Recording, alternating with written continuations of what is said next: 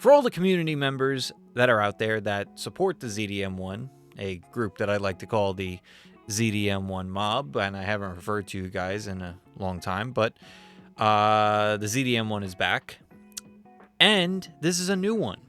This is a newer ZDM-1.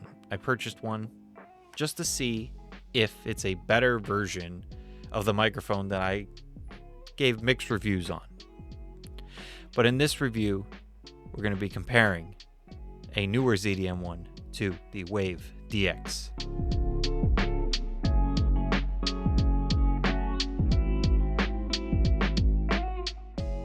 Welcome back to the Rebel Tech channel. I'm Justin, and in this video we're going to be comparing the Elgato Wave DX and the Zoom ZDM-1. Now, I did some tests with the ZDM-1. This is a newer version of the one that I had before, and I plan on doing a comparison of my original one and a newer one. See if there's any differences. Probably going to be pretty much the same. Maybe I might notice a difference here or there, but for the most part, from the little tests that I've done with this microphone alone, so I don't have anything skewing my perception, because I didn't compare it to the old one yet. I just wanted to see how it is with fresh eyes.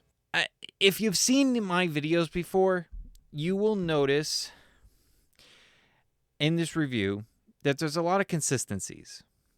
The ZDM-1 obviously has great sound, has very fluent sound, because you can use this windscreen on it to adjust the tone without doing anything in post. But my biggest problem is the build quality. Now, when you feel both of these microphones, and yes, we're going into build quality. When you feel both of these microphones, it's pretty obvious which one is a better build. The Wave DX. But when it comes to a tap test, which we'll do in the booth, it might be a little bit closer than you may think. With rejection of noise and everything like that, we'll see on the off-axis test. So right off the bat, the build definitely goes to the Wave DX. Tap test will determine rejection of noise and like resonant noises that could happen.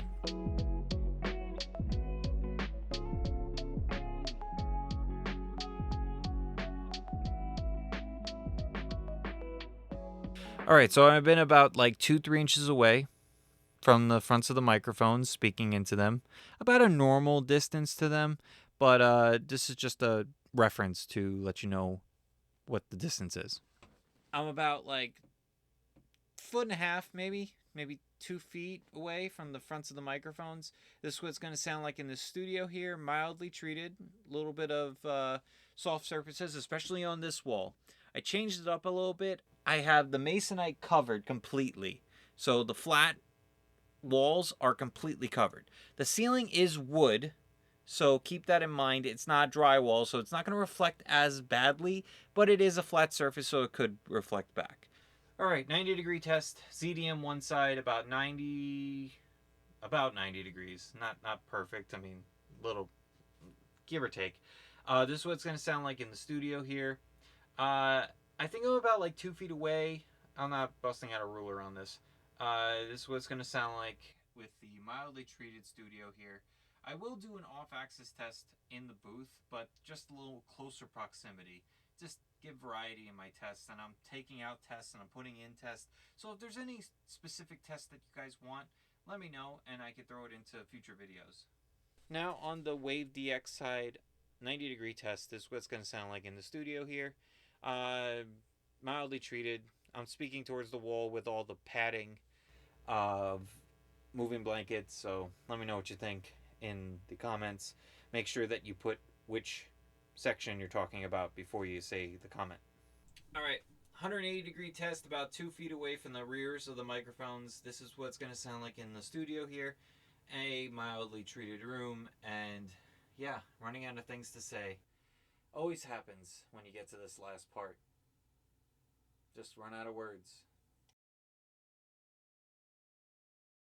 Alright, in the booth right now, Wave DX, Zoom ZDM-1. The ZDM-1 mob is probably coming back. I can feel the rumbles of their footsteps coming into What is it? Comment section. That's what it is. Comment section. Listening to the Wave DX right now. Yeah, I've been listening to it a lot, so let's listen to the Zoom. I haven't listened to that one in a while. This is what it's going to sound like. Oh, wow. It's definitely like opens up. It's really a different sound. And it opens up, but it's not like it's a different tone, if that makes any sense. It's very similar. And of course, we have the big windscreen on right now, which alters the tone. It takes away some of those high ends and makes it a little more broadcasty, quote unquote.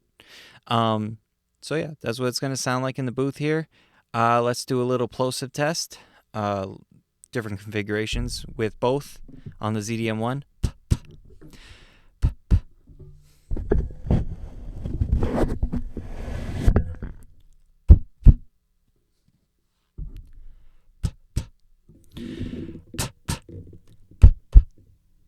All right. Can this fit? Oh, it can. Looks a little dopey, but that's okay. Oh. All right. I mean, that certainly helps. But I definitely feel like it takes away too much of the tone. Then it sounds a lot better like this, so keep that in mind. Great for plosives, alters the tone. So let's listen to this comparatively. I don't know. I definitely feel like this is when you don't have them on, like when you don't have this on, like it opens up a lot, and it like some of that high end I don't like, at least on my voice. That's just how I feel. If you put this back on, and you start noticing that some of that high end is gone. The ones that it tunes it very nicely, especially from my voice. So maybe in those frequencies, they're good for you if you like it off or whatever. But you definitely need a pop filter or windscreen, whatever apparatus. Just be careful with what you use because it could alter the tone. Tap test next.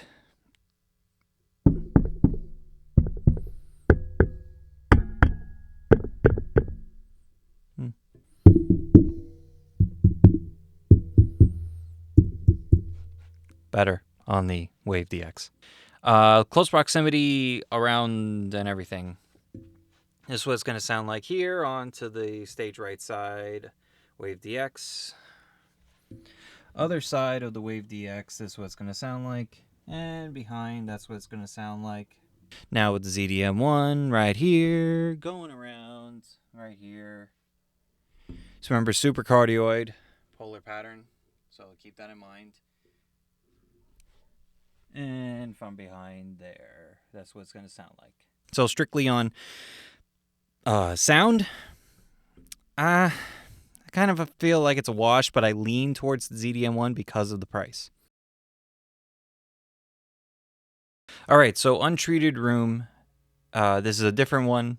Again, if you've been following the series of this Wave DX comparison, I changed up the Untreated Room to a place where, to be honest, I was just lazy and I didn't want to go bring everything up to my room. And if you want something like a quote unquote bedroom like audio sample, let me know down in the comments and maybe I'll just run all these microphones up there for that. But I've covered all these microphones except for the Wave DX in a bedroom. So keep that in mind when you're listening to all the other ones. Those older tests were in a more, I would say, reflective room, but there was a lot of stuff in those rooms, and they're not much different than this. So keep that all in mind. So super cardioid, that's something to also keep in mind when listening to this specific test. This is going to be your main audio sample or audio quality when you're in these rooms, but listening to the other tests around it is important too, because you have things going on in the house. I have a TV going on upstairs that obviously I'm not in control of. So other people in the house, so you probably have other people in the house as well. I did turn off the dehumidifier, the dryer, all that's off. So I did my best to make it as quiet as I can, but everyone deals with certain things as well. So let's do the test. So backing up about 2 feet away from the fronts of the microphones, Untreated Room, Studio's right behind me, but this is a much bigger room. If you wanted the dimensions and everything, leave it down in the comments, or you can go check out the individual video of the Wave DX where I go a little more in depth of the untreated rooms, dimensions, and everything like that. Now on stage right, this is what it's going to sound like in the untreated room. Remember, supercardioid, cardioid are the polar patterns that are in use right now as I try not to fall over things in this room. So this is what it's going to sound like. Again, still thinking of things to say. It's really hot, swampy, and of course I've recorded some of this last night, so you probably noticed I was wearing something different if you watched the earlier ones. And now I'm recording the other ones, and the weather hasn't changed much. It's still 150% humidity. Yes, that is hyperbole. Moving along to the sweet spot on stage. What's the stage right? Yes. Working on a stage for 2 years. Yeah, definitely learning a thing or two. So this was going to sound like, let me know about the rejection of sound right here in this specific spot. 130-ish degrees? I don't know. If you know what the specific range is, let me know if you know the sweet spot of hyper and super cardioid polar patterns. Lastly, 180 degrees, untreated room test. Audio samples right now, running out of things to say. Supercardioid does have a bit of a bulb on the back of pickup, but honestly, it's not that egregious that you really notice it, at least with the dynamic microphones. So keep that in mind. With these specific ones, I mean the AT2040 and the Zoom ZDM-1, I really haven't noticed major noises. Yeah, sure, I do notice a little bit, but not like anything egregious. So keep that in mind. Remember, cardioid polar pattern here. That also has a lot more, not a lot, but some more rejection of the rear rather than the super, well, theoretically.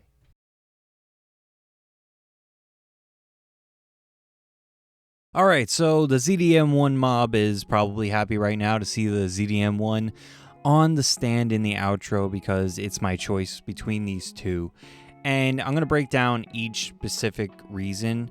And it was probably like, as far as like all these tests, because I've tested between the Wave DX and the other dynamic microphones that I have, and it's probably the biggest landslide. As far as like I'm concerned, it just seemed to every category was either even or towards the ZDM-1, in my opinion. And if you feel differently or if you feel the same or whatever it is, leave it down in the comments and we'll talk about it. But like I said, all you ZDM-1 mob members, you're going to be happy about this.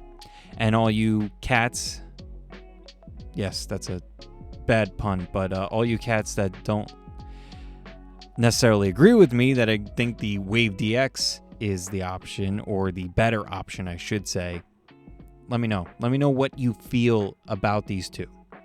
So let's get into my specifics and how I got to this microphone being the winner. The overall thing that I came to was that the ZDM-1 was more pleasing, at least on my voice.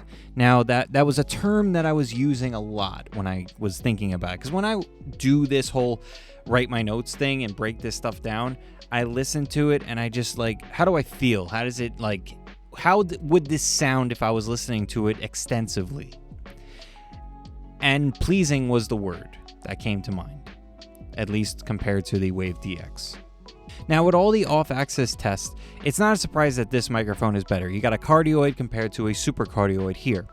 So I don't want to say it's not fair because that's how the microphone was built. They could have made the Wave DX a supercardioid microphone, but they didn't. Not to say that it's a bad microphone or they made a bad choice, but it's just the way it is, the way these microphones are constructed. When it came to plosives, I noticed that it was pretty much even. Like, it really didn't make much of a difference. Yes, this microphone has an advantage with the big windscreen, and it sounds pretty good with the windscreen. That's sometimes a problem. Yeah, sure, it's great with plosive rejection, but then it alters your voice in a way that you don't like it. So keep that in mind when you're deciding on a apparatus to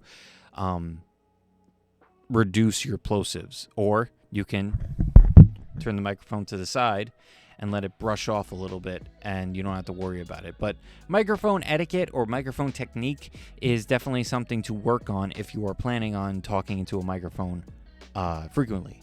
And maybe just like using microphones and tuning them before you even get into the post-processing with stuff like this, try to make it easier on yourself on the back end, because once it's recorded, a lot of times that's it. There's no reshoots, and you don't want to reshoot in certain aspects because there's time, and there's just certain places you can't. I'm saying, like, if you are a person that works on sites or whatever that is, but if you're a person who's doing a podcast or YouTube or whatever, it might not matter, but it is a pain in the butt sometimes if you have to reshoot something or redo something, especially if it was a good take or a good video. So one more thing, the whole idea of me like choosing the ZDM-1 really was based off the sound. If we base it off other things, the build quality obviously is going to the Wave DX because I don't like how this microphone is built. And if you don't touch it, and if you keep it like on a stand that's not being like bumped or anything like that, then it's fine. But I don't know. I just feel like the Wave DX was a little more neutral, and it didn't have much body to it. It had some, and if you could tune it, you could throw an EQ on it or anything like that. You could do anything. You could do it with this microphone too. But the problem is,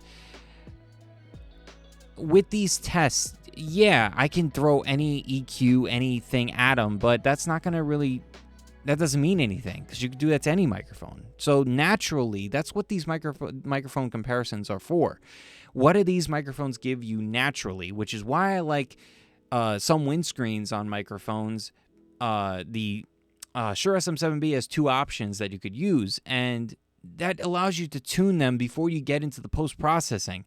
And the more you could do without doing post-processing, the better I feel it's going to sound, because it's not going to sound quote-unquote processed, because some people like to overdo it. Or they don't know and they just overdo it. I've been there. I've overdone a lot of things editing-wise, audio and video. So there's something to consider. That's just my personal opinion. If you feel differently, let me know down in the comments and we can talk about it. So that's all I got to say. ZDM-1 is the winner in this, and I got a bunch more comparisons with the Wave DX. I don't think it's going to be all doom and gloom for the Wave DX with the AT2040. I feel like it's going to take that one, but we'll find out in the video, which is the next one. I don't know when it will be out. I've been really busy with work, and work's going to slow down in the winter, so I'll probably be putting out regular videos probably in December, January, and the first quarter of next year, 2024. So keep that in mind when you're subscribing, which if you like my vibe around here, please consider subscribing. And if you like the video, you've obviously liked the video. If you watched this far, please hit the like button. And yeah, comments. Leave down comments, and if the ZDM-1 mob is there, if you're still around, leave it down in the comments. You won. And that's all I got for you. Until next time, I'll see you rebels in the next video.